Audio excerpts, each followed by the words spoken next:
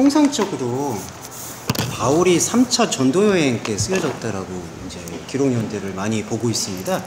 그래서 로마서가 거의 신약 성경에서 집필 순서로 보자면은 중간 정도다라고 많이 이제 주장을 하는 게 대세였었어요. 근데 이제 그 대세에 대해서는 존중을 하는데, 로마서의 그 집필 시기가 언제냐라고 봤을 때에는 사실상 신약 성경의 거의 처음이라고 보는 게 가장 저는 적합하다고 생각합니다. 무엇보다 왜 그렇게 발달이 되냐 하면, 일단 이 로마서의 독자를 사도 바울이 로마에 있는 교회를 세운 다음에 로마의 교인들에게 하려는 목적이 아니었었어요. 무슨 말씀이냐 하면, 로마라는 그 시대적 상황의 배경에서 로마는 이방을 상징하고 우상숭배를 상징하고 가장 세련된 것을 상징하고 왕을 상징합니다. 그때 당시에서의 로마. 그러니까 로마는 세련된 것, 왕, 통치, 그 다음에 세상을 뜻하고 있죠. 그래서 사도 바울이 다메섹 도상에서 깨우침을 얻은 다음에 그 아라비아 광야에서 연도는 정확치 않지만 10년에서 12년간 아니면 8년에서 12년간 이 정도로 봅니다. 그 정도 기간 동안 다메섹 도상에서 예수를 체험한 뒤에 구약에서 증언하고 있는 이 메시아 그리스도가 바로 예수님이었다라는 사실을 자기 안에서 확증해 나가는 시간을 겪어왔습니다. 그러니까 다메섹 도상에서 눈이 멀었던 그 체험 이후에 바로 사역을 시작한 것이 아니라 적어도 최소한 6년에서 8년 동안은 아라비아 광야라는 상징적인 장소 안에서 구약을 연구했던 것을 볼 수 있습니다. 구약을 단순 연구한 게 아니라 예수님의 당시에 같이 예수님과 따라다녔던 제자들한테 말을 들었고요. 일단은 그 다음에 예수님에 대한 소문을 듣고 있는 사람들한테 예수님이 어떤 말을 했는지를 일일이 취합한 것으로 알고 있습니다. 그걸 오늘날 얘기로 하면 인터뷰라고 하죠. 그러니까 당신 예수님이랑 같이 다녔던 사람이죠. 당신 예수님에 대해서 어떤 말씀을 들었습니까? 그리고 내가 들었던 말이, 예를 들자면 예수님이 무리를 걸으셨다라는데 그게 사실입니까? 사실이 아닙니까? 그런 것들을 다 취재를 하고 있었던 과정을 저희는 유추할 수가 있습니다. 그렇게 취재를 하면서 예수님이 행하셨던 말과 행동과 그거를 공생애라고 얘기를 하는데, 그러한 공생애가 구약에서 말하고 있는 메시아와 어떻게 관련이 되어지는가를 사도 바울이 8년 가까이 되는 시간 동안 계속해서 묵상을 했던 거죠. 근데 거기에 대해서는 사도 바울이 자신감이 있었던 것은, 가말리엘 문화는 그 당시에 가장 엘리트층에 속합니다. 율법을 가르치는 관계 안에서는. 근데 이제 가말리엘 문화에서 다른 외부 문헌에 의하면은 바울이 가장 엘리트 소리를 들을 만했다, 그렇게 알려져 있습니다. 근데 이제 속설에 의하면 가정의 불화와 그 다음에 워낙 대쪽 같은 성격을 갖고 있는 그 성격 때문에 같이, 우리나라 요즘에도 말하면은 학연과 지연에서 튀면은 안 되잖아요. 근데 바울이 개성이 가장 강하다는 게 외부의 증언이었고, 그렇기 때문에 아마도 가말리엘 문화에서 계속해서 잊지 못하고 스스로 아니면 자의반 타의반으로 내처짐을 당한 것으로 추정을 하고 있습니다. 그 말씀을 드렸던 이유는 그만큼 사도 바울이 구약에 대해서는 능통한 사람이었다라는 것은 의심의 여지가 없다.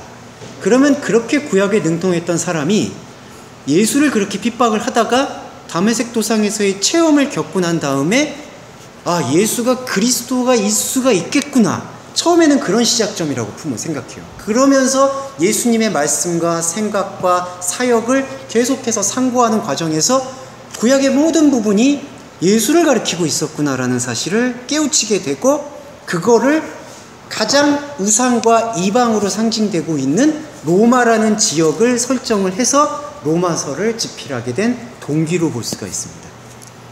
그게 바로 이제 집필 동기고 집필 시작이고, 집필 시작일 때 저는 이미 사도 바울은 이 로마서의 뼈대를 구축했다라고 생각해요. 유대인은 무엇이며, 그 다음에 이방인은 무엇인지, 할례는 무엇이며 무할례는 무엇인지, 그러한 관계에 대해서 이미 자신의 머릿속에 구상을 하고 있었던 것을 볼 수 있고요. 그런 것들을 이제 글을 통해서, 그 다음에 자신이 세운 가정교회에게 교설이라고 얘기하죠. 말씀을 풀어내는 과정을 통해서 계속해서 이야기했던 것을 볼 수가 있고요.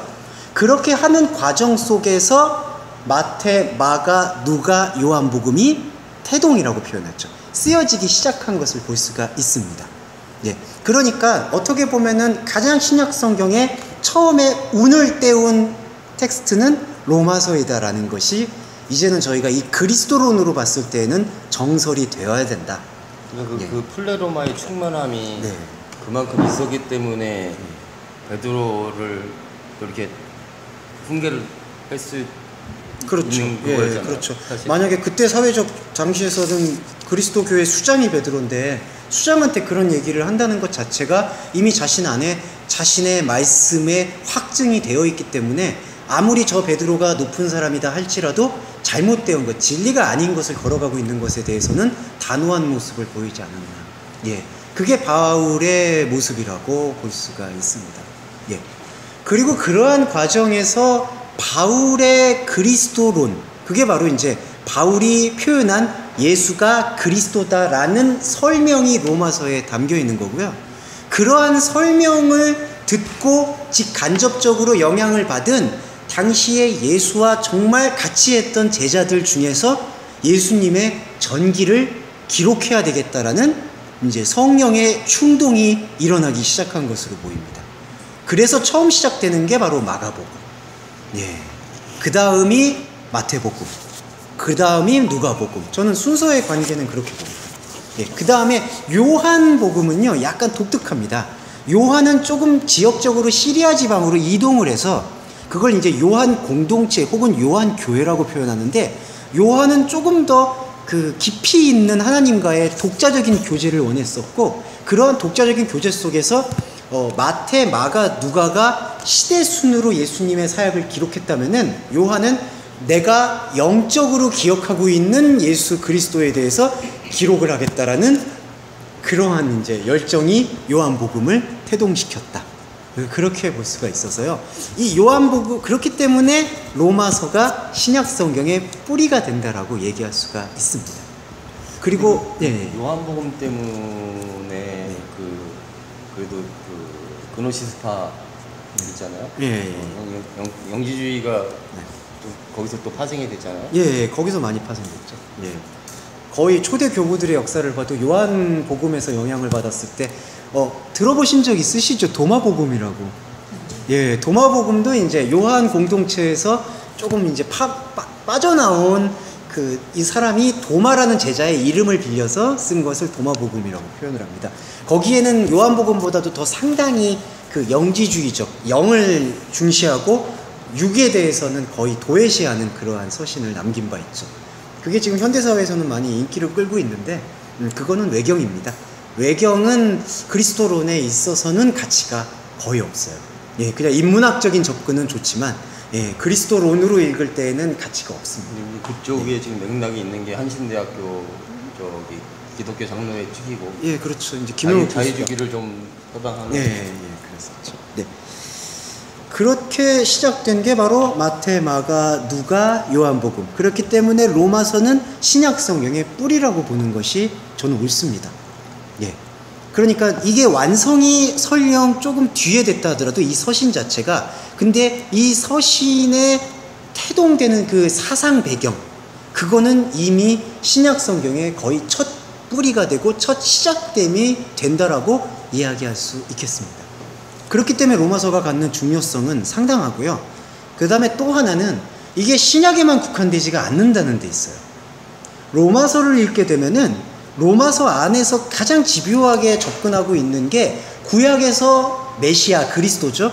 구약에서 말하고 있는 메시아 그리스도가 어떻게 예수일 수가 있는가라는 것을 계속해서 규명하는데 모든 걸 집중하고 있거든요. 그렇기 때문에 그리스도인은 유대교인과 다르게 구약을 로마서의 관점에서 사실은 읽어야 한다 해도 과언이 아닌 겁니다. 예. 그러니까 오늘날의 교회 안에서의 문제성 중에 하나는 이거 다 신구약 성경이고 이게 다 하나님의 말씀이다. 하나님의 말씀이기 때문에 여기에도 똑같은 비중이 있고 여기에도 똑같은 비중이 있다. 그러니까 레위기에서 피채 먹지 말라는 것도 똑같은 비중이 있고 여기 로마서에서 믿음으로 구원을 받는다는 것도 똑같은 비중이 있다. 그렇기 때문에 이것도 하나님의 말씀이고 이것도 하나님의 말씀이기 때문에 지켜야 된다. 이러한 해석학적 논리를 갖고 있는데 이것은 잘못된 거예요. 왜냐하면은 이런 해석학적인 논리를 갖게 되면은 이것은 유대교가 자기들이 갖고 있는, 그 사람들은 구약이라고 안 하고 그걸 성경이라고 얘기하거든요. 자신들이 갖고 있는 성경의 해석을 봐라, 교회 다니는 당신들도 그렇게 똑같이 해석을 하고 있지 않느냐, 그렇게 얘기하고 있는 게 오늘날 보면은 유대교인들이 미국에서 중심을 차지하고 있잖아요. 그런 유대인들이 얘기하는 거의 중심이에요. 그래서 기독교가 아류다라고 얘기하고 있습니다. 이게 바로 해석학적인 오류예요. 그러면은 그리스도인, 더 그리고 조금 표현을 한글로 옮기면 개신교인, 프로테스탄트라고 얘기하죠. 개신교인은 그러면 성경을 어떻게 봐야 되는 것이냐? 저는 단언컨대 바울의 눈으로 읽는 것이 본질의 방향과 가장 부합된다라고 말씀드릴 수 있습니다. 예. 왜냐하면 바울이 예수를 구약의 그리스도라는 그 인물과 같이 떠올리게 만들었던 장본인이고, 그만큼 또 구약에 대해서 누구보다도 능통했던 사람이고, 그리고 그렇게 능통했던 사람이 풀어내고 있는 이 로마서 안에 있는 이 정교함이 우리로 하여금 영적인 감동이 아니고서는 이러한 글을 쓸 수 없도록 이끌어냈다라는 그리스도론적 확증을 일으켰고, 그렇기 때문에 그러한 그리스도론적 확증을 가지고 그 눈으로 구약을 읽을 때 구약은 비로소 단추를 제대로 끼우게 된다. 예. 그러니까 확신컨대 유대교는 지금 구약의 단추를 잘못 끼운 거죠. 율법의, 여기 이제 로마서에서 율법의 관점이 나오겠지만 율법의 관점으로 잘못 끼우고 있는 거죠. 그러면은 해석학적 공동체라고 이야기할 수 있는 이 프로테스탄트 개신교는, 그리스도인은 어떠한 신앙생활을 해야 되느냐, 이 잘못 묶여진 단추를 풀어내는 일들을 해야 되는 거예요. 로마서를 읽는다라는 것은 그러한 작업의 가장 베이스다, 그렇게 이야기를 할 수가 있습니다. 그리고 또 하나 로마서의 깊은 유익은 이 로마서가 교리나 신학이나 신앙의 바탕이 되어져요. 예. 그러니까 사람도, 한 사람이 어떠한 삶을 살아가는 것을 좌우하는 것은 그 사람의 사상이나 생각일 수가 있거든요. 어떤 사람이 어떠한 가치관과 생각을 갖고 있느냐에 따라서 직업이 달라지고, 배우자를 선택하는 게 달라지고, 사람의 직업이나 아니면은 뭐 삶을 선택하는 것 자체가 다 영향을 받거든요. 부리가 됩니다. 베이스가 되고 개념이 되고. 로마서는 바로 성경의 그러한 베이스라고 생각하시면 됩니다. 예. 그러면은 이러한 로마서에서 있는 베이스를 정교하게, 철저하게, 치밀하게 자신의 마음속에 용해시킬 때 다른 성경들을 보고 읽을 때에도 그것을 율법의 관점, 행함의 관점이 아닌 의의 관점, 은혜의 관점으로 읽을 수 있는, 그 최소한의 해석학적인 방향을 확보할 수가 있다는 것이죠. 그렇게 되면은 거짓을 말하지 않게 되는 것을 일단은 갖고 들어가게 되는 거예요. 진리는, 목사님들도, 이제 많은 목사님들도 계시지만, 진리는 잘못 전달되면 그 끝장이에요. 죄송한 말씀이지만. 이게 단추가 잘못 낀 채로, 이걸 이게 단추가 잘못 껴졌고, 이게 완전히 지금 어그러져 있는데, 우리가 공학적으로도 설명을 해도 설계하는데 하나의 치수가 어긋나도 그 기계는 작동을 할 수가 없거든요. 그러니까 이 베이스 자체가 지금 진리의 방향성과는 다른 방향성을 만약에 끼워 맞추고 있는데, 그저 은혜이겠거니, 그저 우리의 감동을 일으키겠거니, 그저 사람들이 많이 모이니까 여기에 뭔가 있겠거니, 그런 식으로 그냥 좋은 게 좋은 걸로 가서는 아무것도 안 된다는 거예요. 그래서 저희가 이 진리의 개념이 왜 중요하느냐, 진리의 개념을 우리가 깊이 품게 되면은 그러한 진리와 다른 방향성에 가는 것에 대해서는 최소한 브레이크를 자기 안에서 걸 수가 있는 통찰력이 생긴다는 거죠. 그게 안 생길 때 곤란해지는 거예요. 근데 그거 자체가 미혹에서 벗어난 상태라는. 예, 맞습니다. 예. 그게 사단의 미혹에서 벗어나고 주기도문에서 우리를 시험에 빠지지 않게 해달라는 기도의 전부라고 볼 수가 있습니다. 예. 예, 이러한 것들이 로마서를 설명해주고 있는 계기가 된다. 그래서 로마서의 좀 중요성에 대해서 말씀을 좀 드렸습니다.